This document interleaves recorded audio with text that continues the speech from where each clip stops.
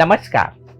आज हम बात करेंगे मखाना की, जिसे फॉक्स नट्स के नाम से भी जाना जाता है। ये एक ऐसा सुपर फूड है जिससे भरपूर मात्रा में पोषण प्राप्त होता है, क्योंकि इसमें manganese, potassium, magnesium, thiamine, protein and phosphorus होता है।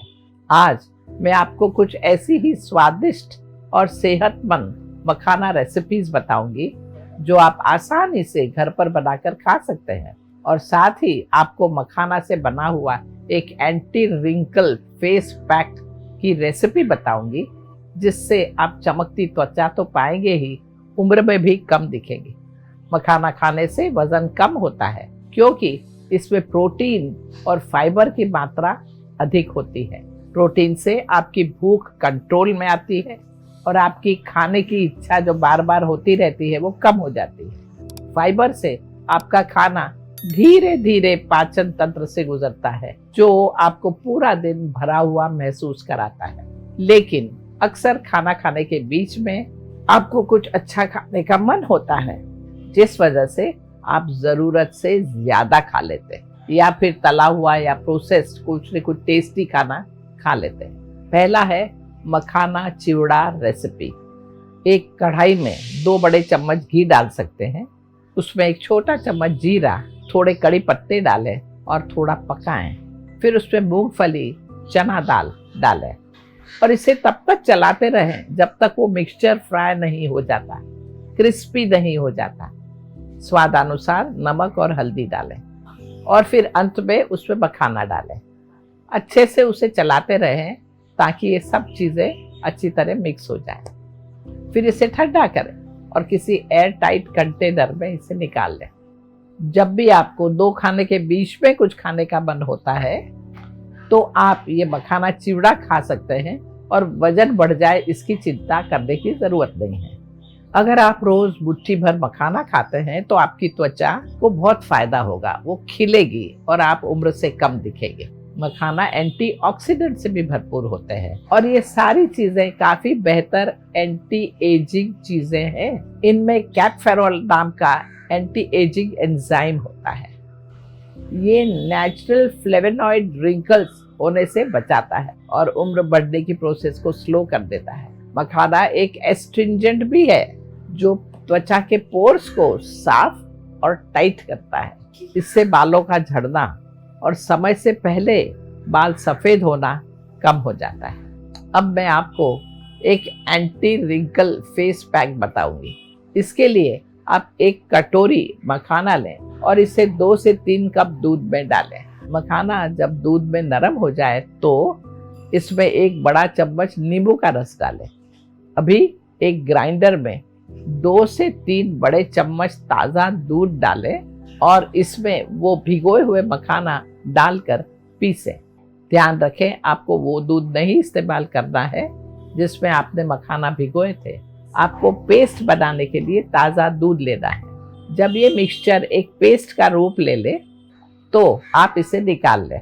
आप इस एंटी रिंकल पेस्ट को हफ्ते में 2 बार इस्तेमाल कर सकते हैं। मखाने में विटामिन B1 और थायमिन की मात्रा भरपूर होती है। इसे खाने से आपका नर्वस कॉग्निटिव फंक्शन बेहतर होता है। साथ ही मखाना खाने से एसिटाइल कोलाइन इसको बढ़ावा मिलता है, जो न्यूरोट्रांसमिशन के प्रोसेस में मदद करता है। इतना ही नहीं, मखाना अल्जाइमर पेशेंट्स के लिए भी काफी लाभदायक है। आप एक पैन में थोड़ा सा घी डालें और कुछ देर के लिए मखाने को भून दें। अब 1 कटोरी गर्म दूध लें और मखाने इसमें डालें और इसे सीरियल की तरह खाएं। इसमें आप कुछ बादाम, अखरोट डाल दें, जिससे आपको और भी पोषण मिलेगा।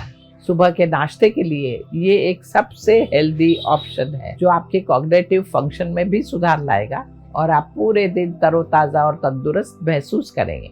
चौथा, रोज मखाना खाने से ये इनफर्टिलिटी की समस्याओं को दूर करता है, फिर वो मर्दों की हो या औरतों की हो। मखाना महिलाओं में यूटेराइन लाइनिंग को मजबूत करता है। साथ ही ये टेस्टोस्टेरोन हार्मोन को भी बढ़ाता है। एक छोटी कटोरी मखाना लें और 1 या 2 छोटे चम्मच घी में इसे भून लें। आप इसे दिन में कभी भी खा सकते हैं। 5वां, मखाना खाने से आपके ब्लड शुगर लेवल कंट्रोल में आते हैं। हमारे भारतीय खाने में मखाने का बहुत उपयोग होता है, खासकर व्रत के दौरान में। मखाना खाने से लंबे समय तक आपको भूख नहीं लगती, जिससे फिर भूख कंट्रोल में रहती है और डायबिटिक्स के लिए ये बहुत अच्छा है।